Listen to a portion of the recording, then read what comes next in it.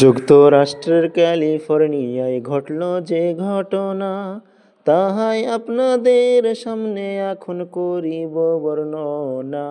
পাপের নগরী বেশি দিন আয়ু থাকে না দোস্ত হে।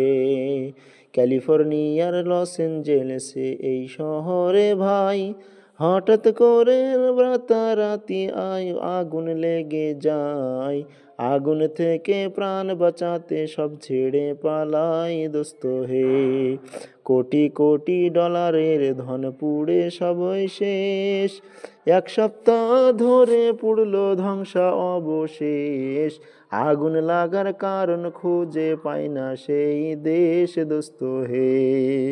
লস অ্যাঞ্জেলেস নগরীটা কেমন ছিল ভাই, সুরে সুরে আপনাদেরকে সেটা বলে যায়।